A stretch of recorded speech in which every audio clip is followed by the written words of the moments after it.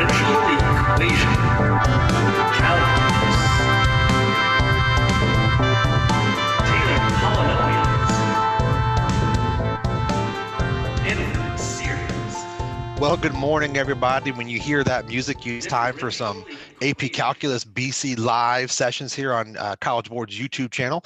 Today, we're going to be looking at our last topic in Unit 10, alternating series airbound. And I don't want to cause any confusion. We are going to be looking at the alternating series airbound, but really we're going to be doing a lot of review of what we've been talking about the last 2 days.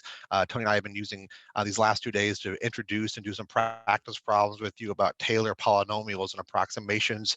And so we're going to extend that learning to the alternating series airbound while also reinforcing those things that we've talked about, as well as reinforcing a couple of things from earlier in Unit 10 as we begin to prepare for our AP review session starting next week.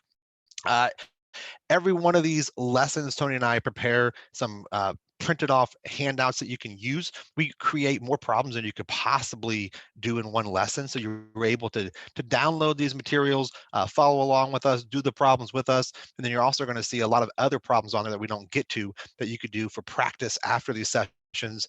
And our really good friend, Ted God, always types up detailed solutions and posts them in the same Dropbox at the end of each evening. So that way you can check your answers as you go. So where do you find those materials? Well, under each one of our videos, exact same hyperlink.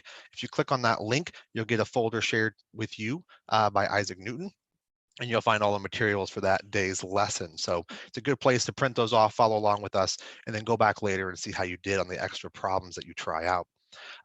Each day we introduce ourselves. By now, I hope you know who I am. I'm Brian Passwater, a teacher at Speedway High School. But this week I've been trying to share a couple of other little tidbits about that maybe you wouldn't know by watching these videos. And so today, the what do you not know about Mr. Passwater that you should know is that I was the 5th grade spelling bee runner-up at my school.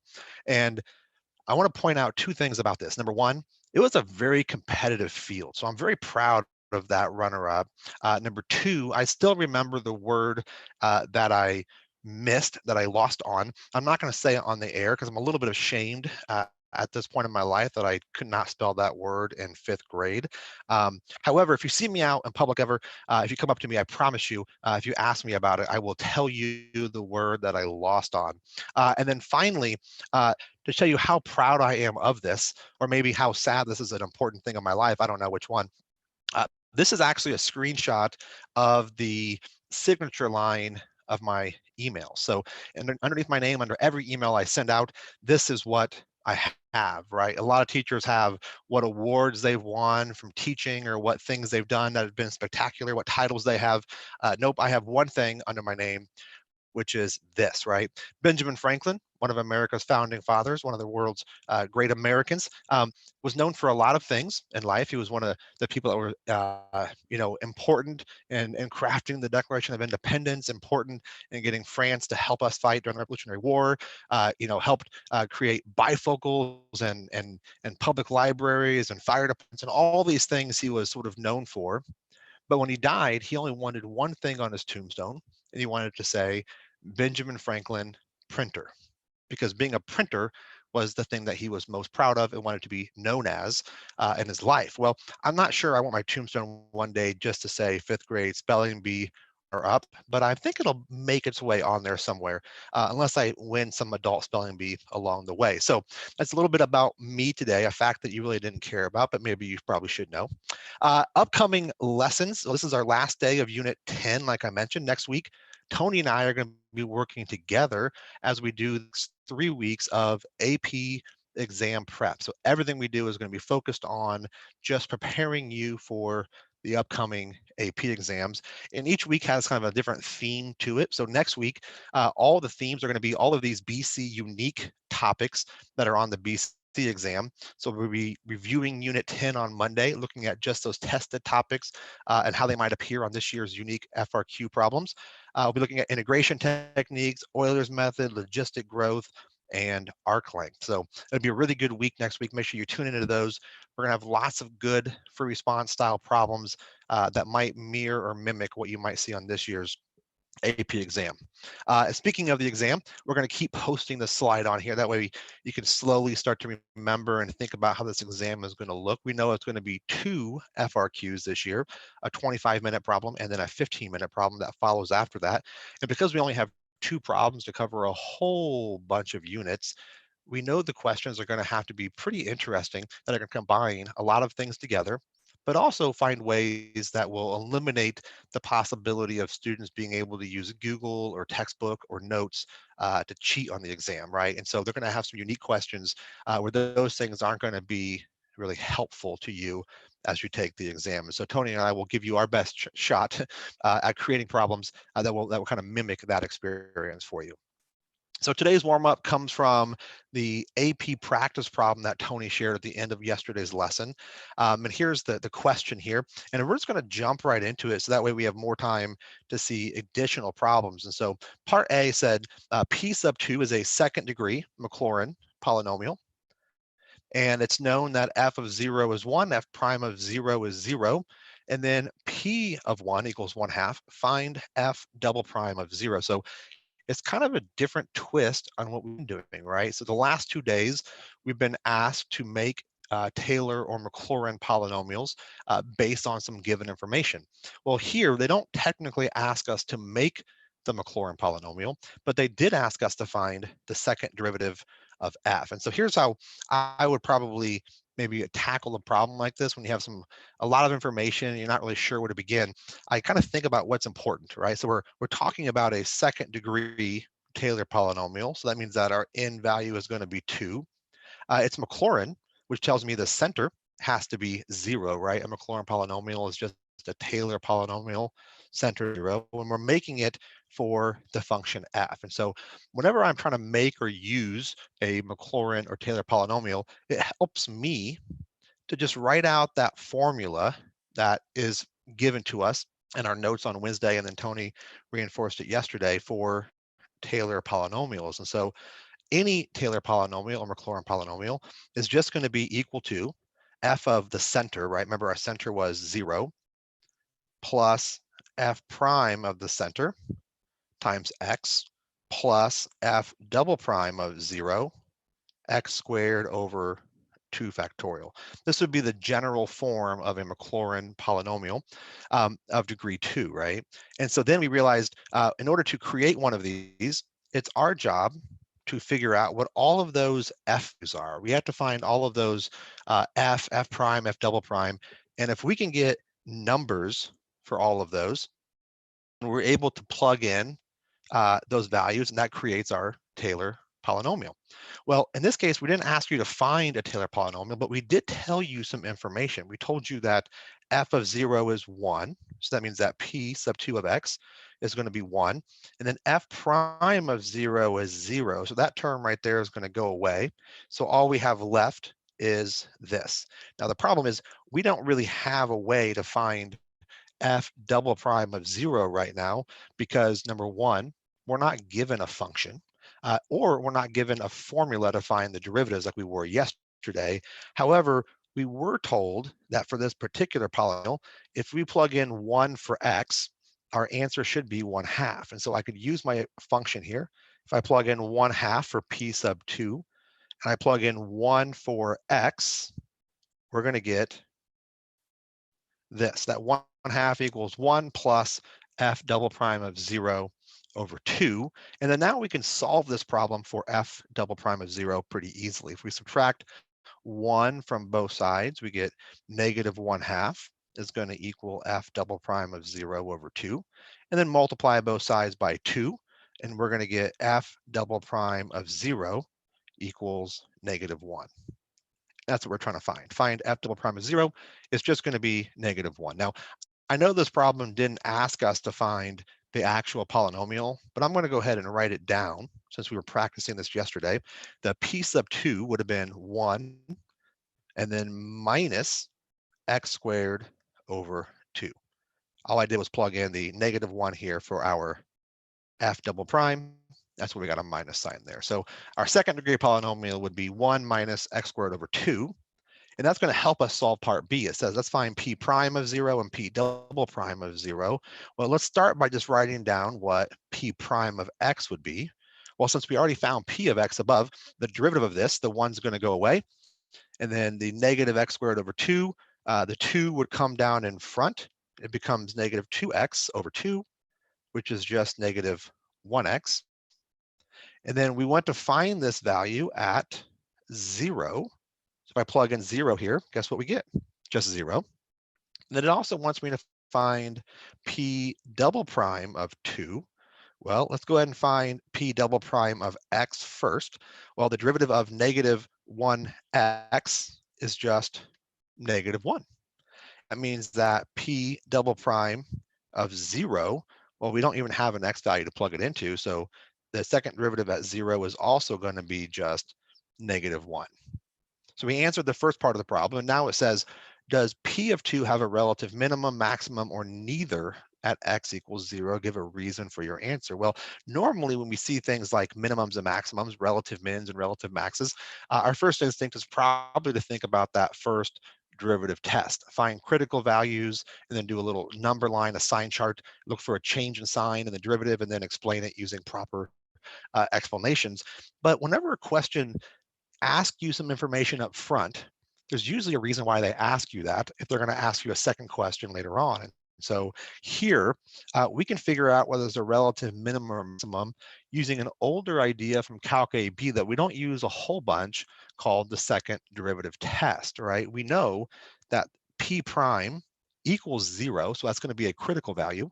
And we also know that P double prime is going to be negative 1, which tells me that our graph is going to be concave down. We have a graph that has a critical value, a slope of 0, but also a second derivative is negative, which means it's concave down. In those two situations, we're going to create for us a relative maximum at X equals 0. And our reason is going to be because our first derivative is 0 and our second derivative at 0 is negative, right? It's less than 0. And that would be enough of an explanation. Now, really what we were explaining here was just the exact explanation of what the second derivative test tells us. So we can mention the second derivative test, or we can just give the values and show that it's a critical value because the derivative is 0 and it's concave because the second derivative is less than 0. And then the part C of this problem is going to tie us right into today's lesson, which is let's use our Taylor polynomial that we created here in part A to approximate f of 1/2, right? Remember, we have this function f that we don't really know what it is. We don't even know much about f, do we? They never gave us an equation for f. They never told us a formula to find all the derivatives. All we really know about f is f of 0, f prime of 0, and f double prime of 0. We only know 3 tiny things about it. So it's kind of this unknown function. So how would we approximate it? How would I plug 1/2 into a function that we really don't even know? Well, that's why we use Taylor polynomials. Any function that we create a Taylor polynomial for, we know can be approximated by plugging in the same value into our polynomial. Well, our polynomial was just 1 minus x squared over 2. So it's going to be 1 minus 1/2 squared over 2. And then a little bit of arithmetic will give us 1 over 4 divided by 2 there. And that's going to be 1 minus 1/8, or in this case, 7 over 8. So it turns out that f 1/2, our best approximation based on what we have known to us, is going to be about 7/8. Now, the real question becomes, is that approximation even any good, right? We don't even know what f is, so we have no way of knowing whether this is a really good approximation or some terrible approximation, but it's probably in our best interest to have some sort of idea when we're approximating to know how decent or how close our answer that we come up with is to what the real value is, right? And so to give you a little bit of insight into this, we don't know a whole lot about f, right? I do know that f of 0 is 1, so it's going to go through this point. I also know that the slope of f is going to be 0 right there, and the second derivative is negative 1, so f is going to be some function that's going to be concave down or something. And I'm just making up a function for x. It may not look like this, but we know that it goes to that point. It has a horizontal tangent and it's concave down at that point. And then we created a Taylor polynomial, right, p sub 2, that is going to be 1 minus x squared. Well, that graph of 1 minus x squared looks like this. This is what p sub 2 of x is. And so we were interested in knowing f of 1/2, right? Which might be somewhere over here, and we couldn't find it directly. So what did we do? We plugged in 1/2 into our polynomial, and we're just hoping that that value is pretty close to the function of f, right? Well, today we're going to learn there are some cases where we're able to not know the exact error, but we can bound it a little bit, right? We can at least say, okay, I don't know exactly what the true answer is, but I know that it has to be at least within this much of what we came up with. So it gives us a lot better idea of how decent our approximations are. So that's going to lead us into our overview today. So what are we going to do today? Well, we're going to introduce this idea of the alternating series error, and then we're going to hopefully connect some of the previous topics in Unit 10, like geometric series, harmonic series, and even the Taylor-Maclaurin polynomials today to reinforce those testable ideas in the middle of this new concept. So what do you need to know? Well, hopefully you can remember a little bit about alternating series and geometric series, because we're going to use those, as well as the last 2 days of Taylor and Maclaurin polynomials. And by the end of the lesson, we'll see problems like approximate sine of 0.2 using a third degree Taylor polynomial centered at 0. By the way, if it's centered at 0, that should remind us, oh, that particular Taylor polynomial could also be called a Maclaurin polynomial. And then determine an error bound of this approximation from the true value of sine of 0.2, meaning once we make our approximation, how do we know how decent of an answer it is? So to do that, take a look at one of the series that we've learned before. This is the alternating harmonic series, right? It's 1 minus 1/2 plus 1/3 minus 1/4, and it goes on and on and on. And this value is going to approach or equal some number L. We know that this series converges by the alternating series test, right? Remember that? A series is alternating, which it is. And then in this case, we can kind of think about this series as -1 to the n minus 1, according to this, times 1 over n, which means that our a sub n in this problem is just 1 over n, right? And we know that an alternating series converges if the a sub n terms approach 0. Well, lucky for us, the limit as n approaches infinity of 1 over n does equal 0.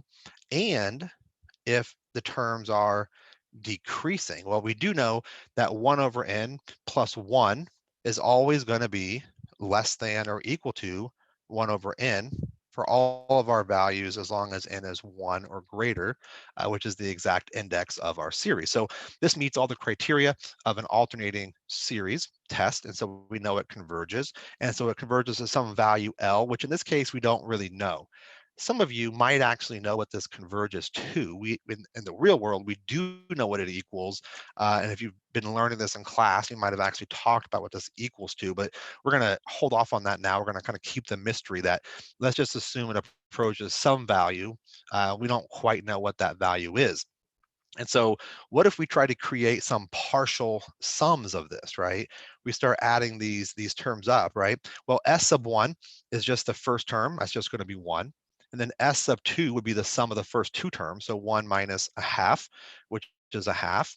And then s sub 3 is the sum of the first 3 terms, s sub 4, s sub 5, on and on and on, right? And so we can see these partial sums kind of approaching some value, and they're getting closer and closer to some mystery value of L. Well, we can't possibly add up an infinite amount of these things, right? It's going to, take forever, literally. So what if we wanted to stop after 7? And after 7 of these, we added up these fractions and we got 319 over 420. And this is sort of our approximation, right, of what the true series is. But then we get curious to know, is that even close to the real answer? Is that, how far off is it from what the real value of L is? Well, I went ahead and plotted these partial sums, and then this dotted line in blue, this actually is the value of of L. And we can see each time we add another term and get a new partial sum, it's sort of bouncing back and forth. That's the alternating nature of this. But each time it bounces, it's getting a little bit closer and closer and closer to that magical line of L, what the true series adds up to. And so we calculated S sub 7 right here.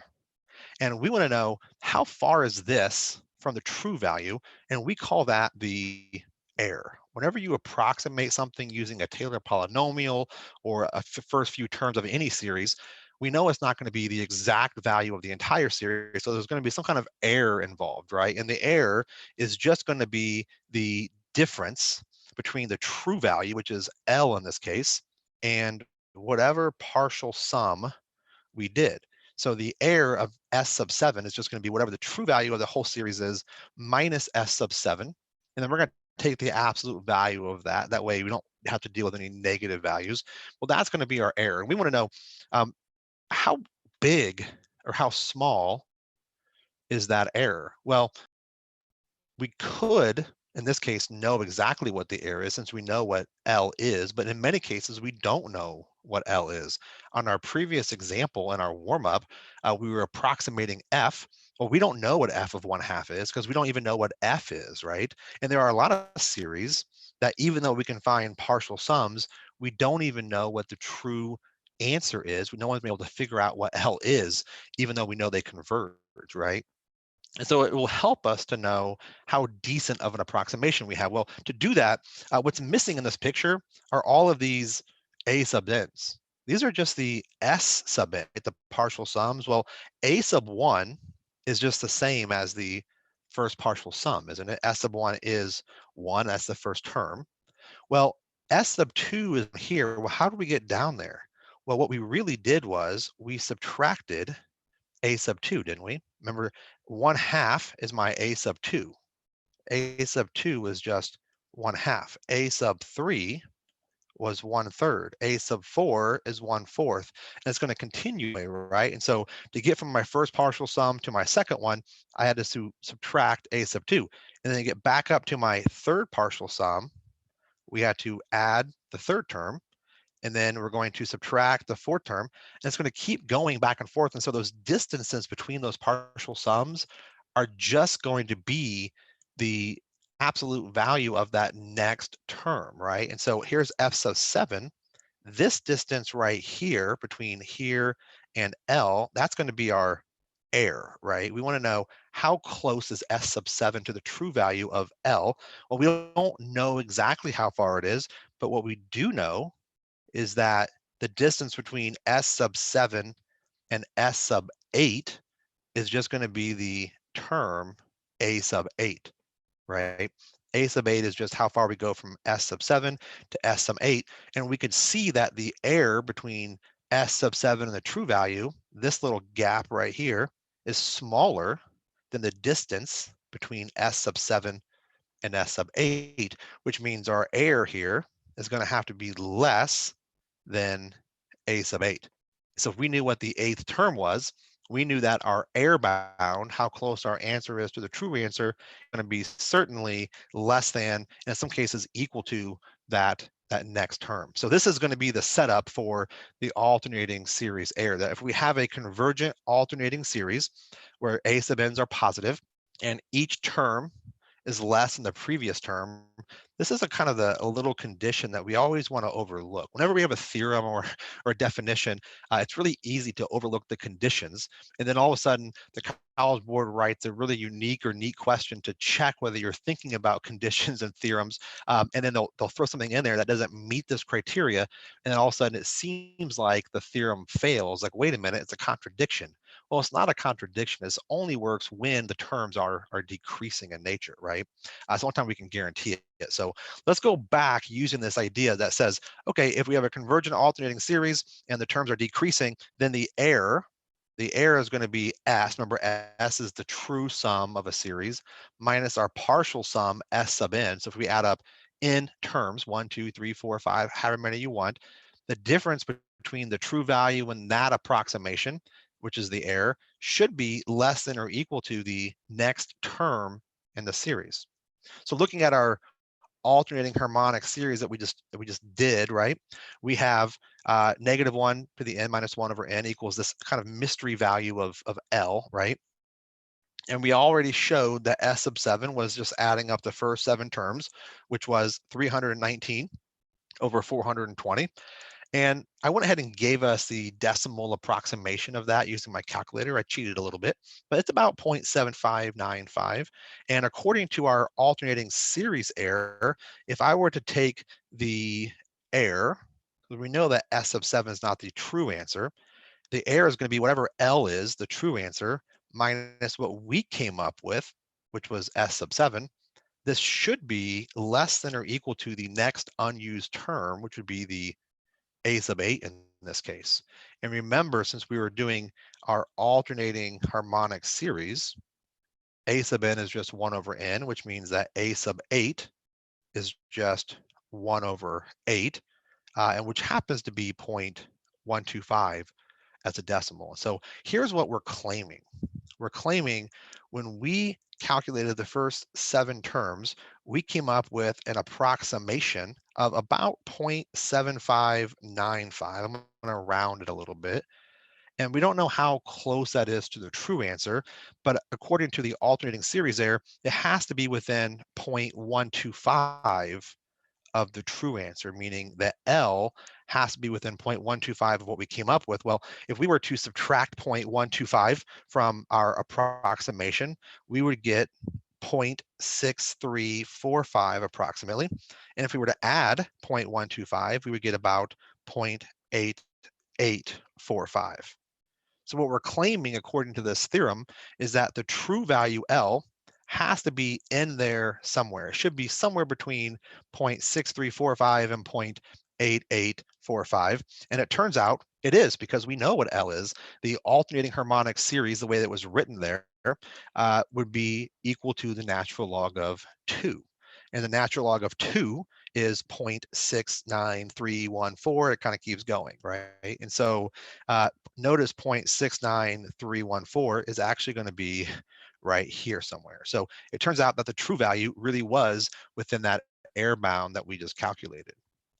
And written another way, the true value S or L minus our approximation is the saying Ln of 2, that's the true value, minus S of 7, which was that fraction, was 0.066. So this was the exact true error of our approximation. Using the error bound, we knew that the error had to be less than or equal to 0.125, which in fact it was. It was about half of that actually. So why would we do this when we actually knew exactly what the series added up to? Well, this is just giving us an example of how the error bound works. In reality, there's a lot of series that we don't truly know what they add up to. And so if you don't know what it adds up to, it's really helpful to know how close your approximation is when you don't know the true answer. So let's take a look at a couple of examples together to kind of put this into more concrete examples. So example 1, let's approximate this alternating series, -1 to the n minus 1 over n squared, using the first 3 terms. So we're going to use the first 3 terms. And then we're going to show that that approximation is within 1/10 of the true sum of the series. Well, let's go ahead and start by writing out the first couple terms. In this case, a sub n, right, that's the non-alternating part, is just 1 over n squared, right? And so the first 3 terms, if I were to plug in 1, 2, and 3 to here, if I plug in 1, we get -1 to the 0, which is just 1 over 1 squared. If I plug in 2, we're going to create this alternating piece here, and 2 squared on the bottom. And then if I plug in 3, we're back to a positive 1 on top over 3 squared. So the first 3 terms just becomes 1 minus a fourth plus a ninth. And then I'm wondering, okay, first of all, how big is that number? I believe if my math is correct, that's about 31, or exactly 31 over 36. When I say if my math is correct, I kind of wrote it down on a piece of paper here this morning to make sure I wouldn't mess that up. But I'm pretty sure that's what it was. Although I was up a little bit early this morning, so my math could have been bad. This is what we get for the first 3 terms, and we want to know, how can I show that this is within 1/10 of the true sum? Well, this is an alternating series, right? And the terms are going to be decreasing each time. 1 over n squared is going to be a decreasing function, and it does converge by the alternating series test. So it meets all the criteria. And so we know that the error of this series is going to be the true value minus what we approximated, right? S minus S sub 3. That should be less than or equal to the next term, which in this case would be a sub 4. Well, what is a sub 4?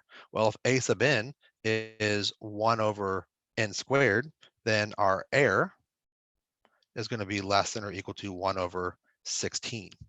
And guess what? That error bound is, in fact, less than the 1/10 that we were asking about. So on an AP problem, if it asks you to do something with the error like this, we're really looking for two things. Number one, we're trying to see that you're the proper error form, right? The proper error bound, so that that absolute value of S minus S sub n, whatever that example would be in your problem, is important to show, because you're showing them that you're calculating the error, and then that you're also connecting it to that next term, right? So we know that the error is less than or equal to 1/16. That's a big important part. That's the first thing we're looking for. But then also we're trying to make sure that once you find your error bound, that you connect that back to what the problem wanted, right? We wanted to show that our error is less than 1/10. So whatever error bound we come up with, it should be less than whatever error bound they were asking us to compare it against. So that last step of saying that our answer is less than 1/10 is going to be the second piece of what those FRQs typically want.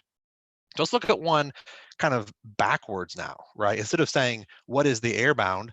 What if we said, how many terms would we need to create a specific error bound? So how many terms are needed for this alternating series to be approximated to within 0.01 or 1/100th? So we're trying to guarantee that our error, S minus S sub n, now we don't know what n is yet, but we want to make sure that that error bound is within 1/100th, right? Well, how do we calculate error bounds? We calculate error bounds by using the first unused term, right? That next term in our approximation that we don't include, that will be our error bound. Well, in this case, a sub n, that's our general form, is just 1 over n squared, because the alternating part is just the -1 to the n plus 1. And really, I want to figure out when that term is less than or equal to 1/100th. What value of n would create a fraction that's less than 1/100th? Well, if we think about our factorials, 1 over 4 factorial is just 1/24th. Well, that's certainly not less than 100th. 1 over 5 factorial is equal to 1 over 120. And guess what? That does kind of meet our criteria, right? That we're getting a term that's less than 1/100th. Now, the trick is, how do we answer this question? Because we know that when n is 5, we create a term that's less than 100th. So our first instinct might be 5, right? If I have 5 terms, then it would be an error less than 100th, which is true.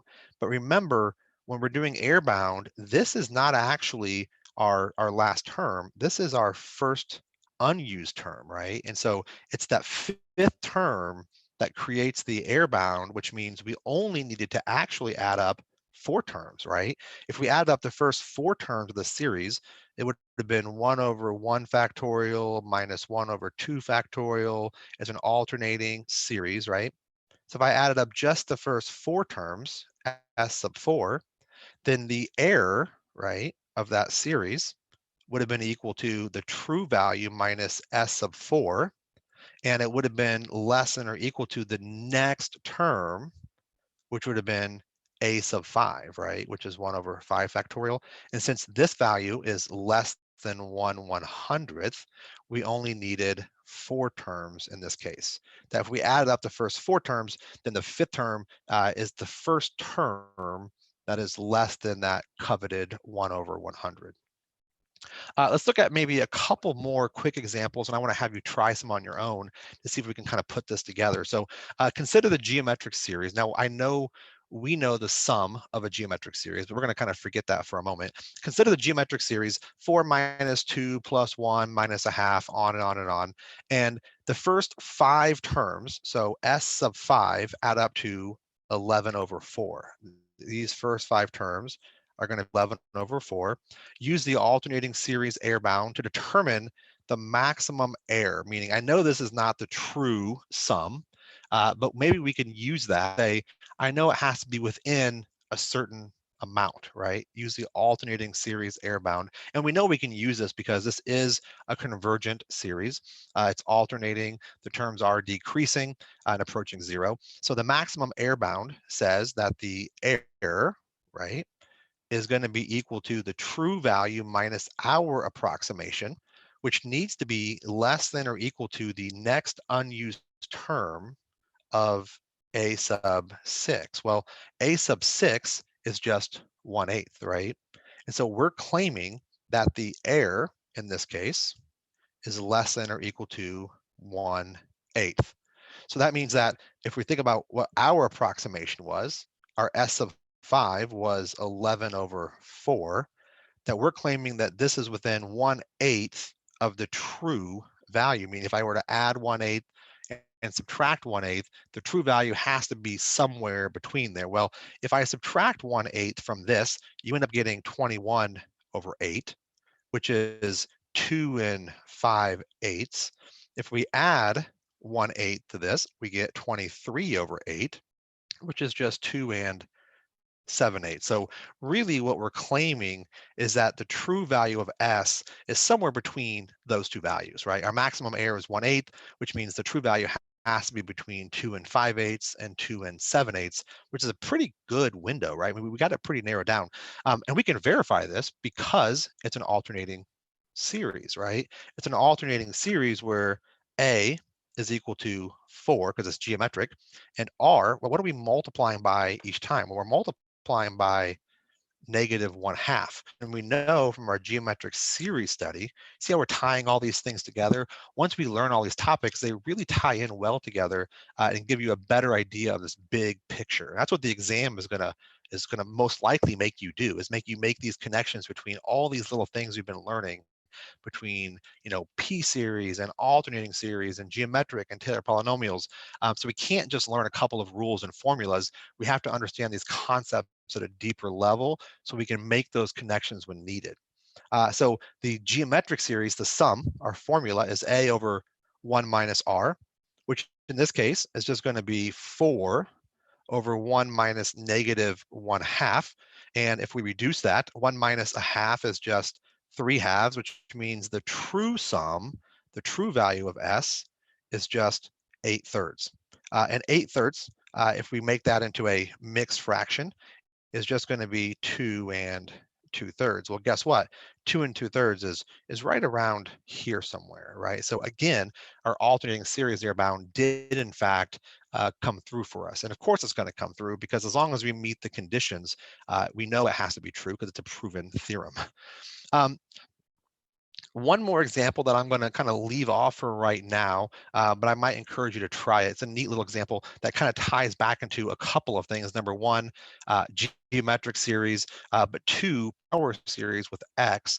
And it does kind of lean us back into this idea of Taylor polynomials and Taylor series as well. So it's a really neat example, but I want to give you a chance to try some of these on your own. So we're going to go to the check for understanding. And we're going to try a couple of these. And so this is really a good reinforcement of the last 2 days lessons. We're going to take it one step further in a minute, but I want to give you a second to make sure we can remember how to do those things from the last 2 days. And so take a minute and see if you can construct a third degree Maclaurin polynomial. So think about what these key words are, right? Third degree of Maclaurin for f of x, where f of x is sine of 2x.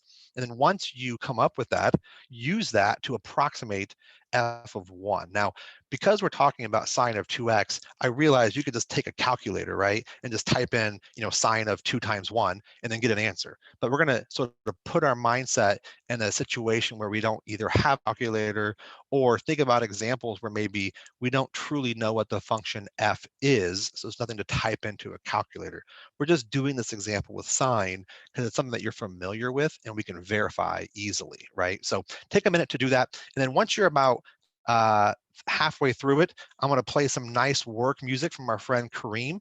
That way you'll know you have about 30 seconds left. So once you hear the music, you're going to have 30 seconds to finish out this construction of your Maclaurin polynomial. So try that and then see if you can plug in 1 for x and approximate that value.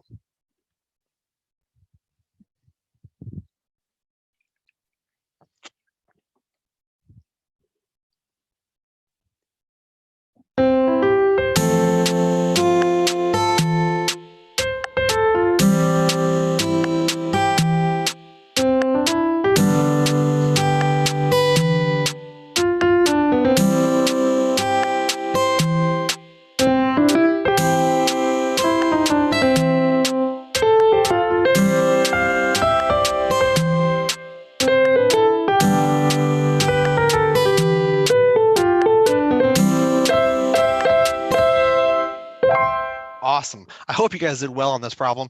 I want to thank Kareem again for our work music. One of the things I've been blown away with as Tony and I have been doing these lessons is all the talent that we have out there. Some of the memes that you guys have sent me have been hilarious. I can't post some of them on here, but then the music that you guys are sending in has been awesome. We still have a couple of more people that have sent in music. And so if you're wondering, man, I haven't heard my music yet, Tony and I are going to get them worked in. So don't worry. We've been blown away by that. So we're going to get those in there so we can share all the talent that's out there. So let's take a look at this first part of the problem. It says, construct a third degree Maclaurin polynomial, right? So it's a third degree, meaning n has to be 3.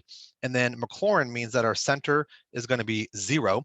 And Tony did a really neat job yesterday of giving the analogy of we're putting together our IKEA furniture when you're building a Taylor or Maclaurin polynomial. I like that analogy. On Wednesday, we talked about what those polynomials are doing, right? We cloned my dog Buddy to kind of give us the image that a Maclaurin or Taylor polynomial is trying to clone a function, right? And then how to do that, the process is you buy the kit and build it like we would IKEA furniture. What helps me as I do this is to realize that my function f of x can be approximated using a third degree polynomial. And I like to write the general formula out each time because I feel like it gives me something concrete to look at to help remind me what values I need to find, right? So if we're going to make a Maclaurin polynomial of degree 3, it's going to be equal to f of 0, the function at 0, that's our center, plus f prime of 0 times x, plus f double prime of 0, x squared over 2 factorial, and then f triple prime of 0, x to the third over 3 factorial. So if we're going to create this polynomial, remember our job is to come up with all of those values of f. That's what we have to find, are all those f values. And once we find those numbers, we plug them in, and that is our polynomial. And so I did a really nice job yesterday of organizing this for us, that we know we're going to have to find all these derivatives all the way up to the third derivative. So f of x is just sine of 2x, and then f prime, we're just going to take all these derivatives. Well, if we use the chain rule with our derivative, it's going to be 2 times cosine of 2x. All that stuff from AB about taking derivatives and integrals is still pretty important. And then the next derivative, using chain rule again, becomes -4 not cosine, sine, right, of 2x. And then the third derivative, the last one that we need, is going to end up being -8. Now we're back to cosine of 2x. And we want all those values at 0, right? We got to find f of 0, f prime of 0, f double prime of 0. Well, f of 0 is sine of 0. That's just going to be 0. And then f prime of 0 is 2 times cosine of 0. Well, cosine of 0 is 1, so it becomes 2 times 1.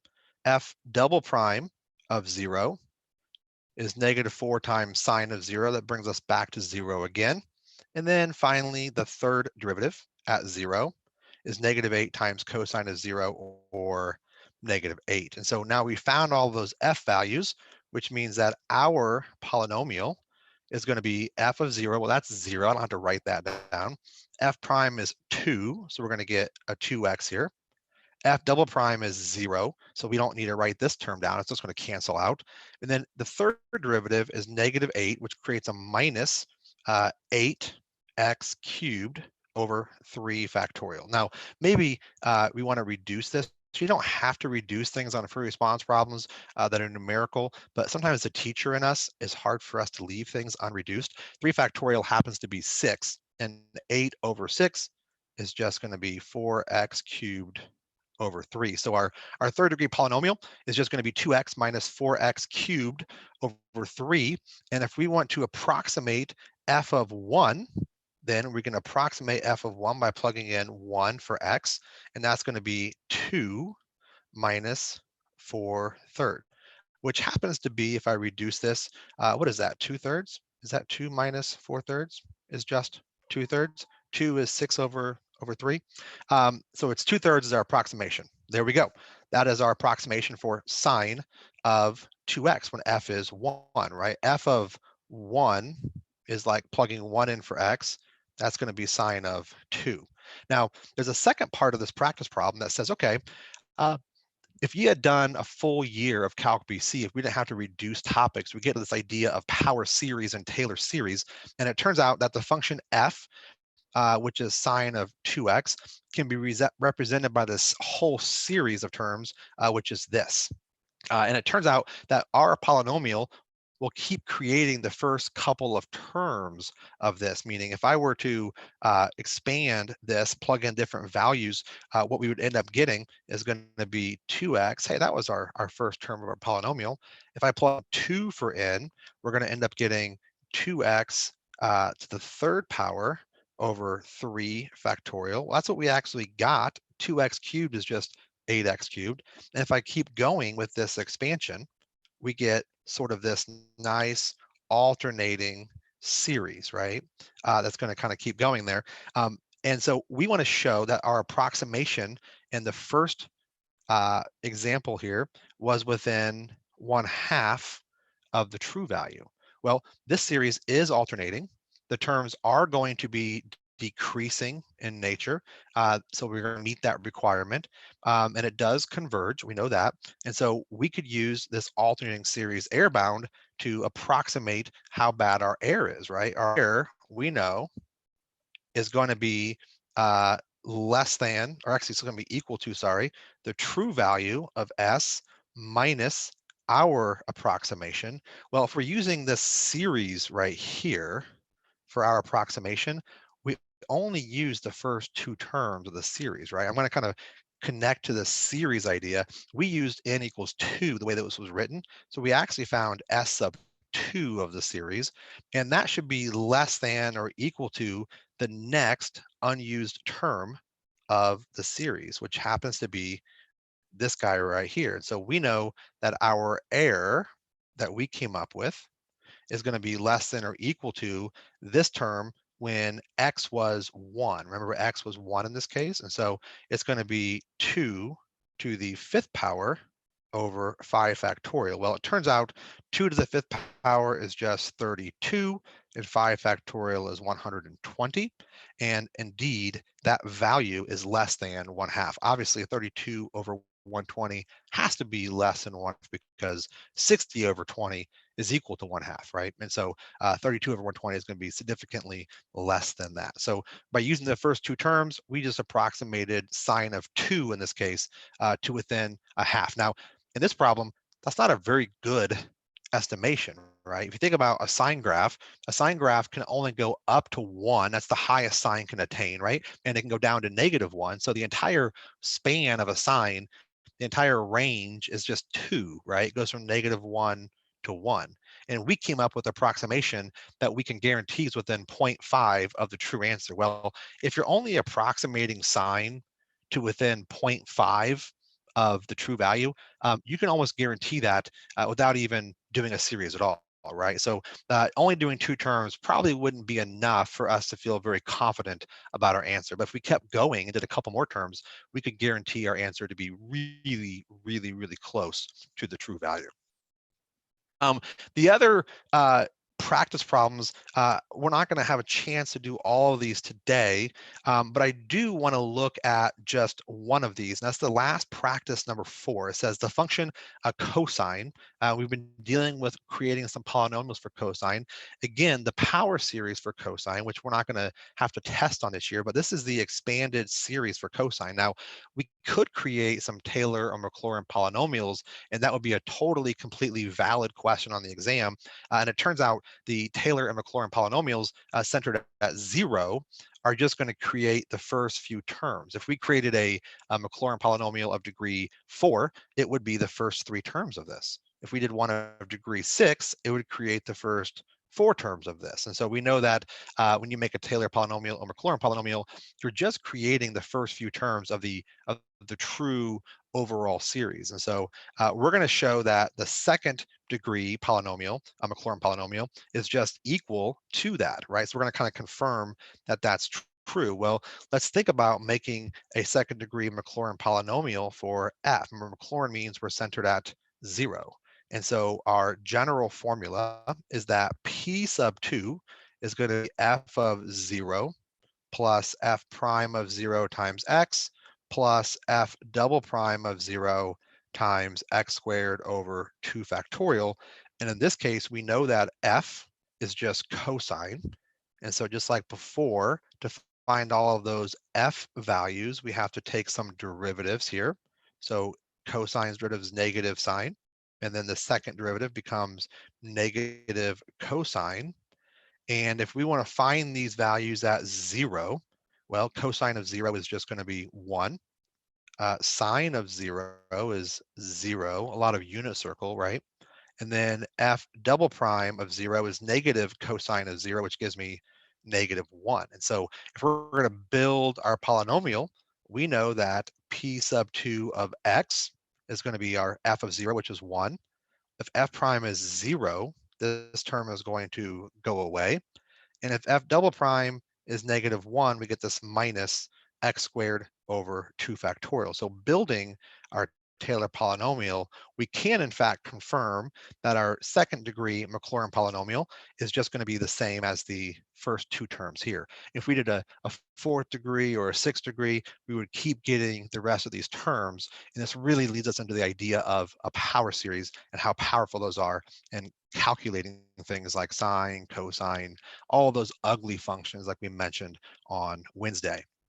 So today, we looked at how the enduring understanding is that applying limits, partial sums, can create an idea of determining a finite sum of infinitely many terms. That's a fancy way of saying for some series that converge, we can figure out what it converges to by looking at some partial sums.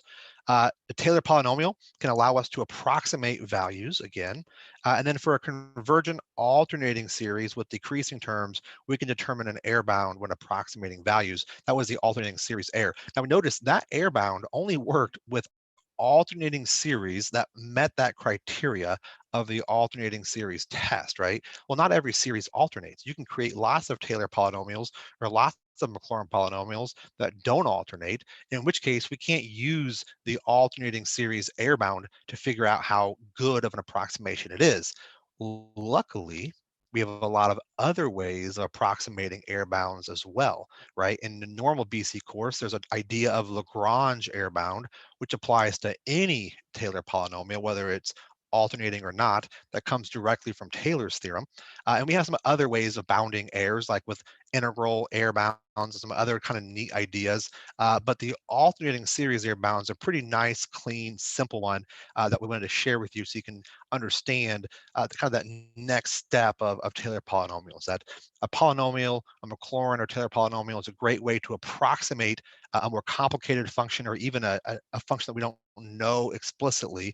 But it doesn't do a lot of good to approximate something unless you have some idea of how decent of an approximation it is. So some of the common errors is that some students will try to apply this to things that are not alternating. We can't do that. And that we have to remember that it's based off of the first unused term. So it's not based off of the last term you use. It's based off of whatever term would have come next if you kept going with the polynomial or series. So your AP practice problem for the day, this is the last one that you're going to get, because starting on Monday, we're doing review lessons. And so the zeta function is there, is given by the sum of 1 over n to the s, which is the same thing as the product of the primes of the expression 1 over 1 minus p, where p is a prime number, to the negative s power. And all you have to do for Monday is for that zeta function given above, please show that all non-trivial zeros of that function have to be of real part 1/2, right? So a pretty straightforward problem. Actually, I'm just kidding. This is called the Riemann hypothesis. This is what I have tattooed on my arm that I shared about on Monday. You're not going to be able to solve this. If you could, you get a nice $1 million prize as a $1 million bounty on this problem. But in fact is, there's no homework for you this weekend. Just enjoy the weekend and get ready to join us live on Monday as we go into full-fledged AP exam prep mode for Calc BC. We have been doing tweets each day. I want to share these real quickly. And if you're a teacher and you have a Twitter account, take 30 seconds today. Go on Twitter, and I know that you are proud of your kids. So go on Twitter and tweet out what you're proud about with your AP students, and then make sure you include that hashtag AP Teachers Rock. Tony and I are searching that hashtag to find tweets to use each day. And if you're a BC student and you're watching this, you must be amazing because you're listening to Tony and I every day, or at least some days. But it means you must have an amazing teacher. So hop on your Twitter account and tweet out what you love about your AP Calc teacher, and then Tony and I will read more of these on the air. So our AP Teachers Rock, Ms. Glisson at Northwest High School always helps us stay prepared for our tests. She makes AP Calc BC seem so easy. That is not an easy task. BC is a tough subject, as we've seen here this week. So kudos to Ms. Glisson. And then I love my students. In creating calculus summaries for review, one group's work put clips of my Captain Earth Space buddy enjoying the integrals. He was so happy he took a selfie with their work. AP Students Rock. Man, I wish we had a picture of that buddy. Oh, wait, we do. We have a surprise visit. Captain Earth Space buddy, here he is. Taking a selfie with some of these student projects. So well done to all of you out there who are doing that.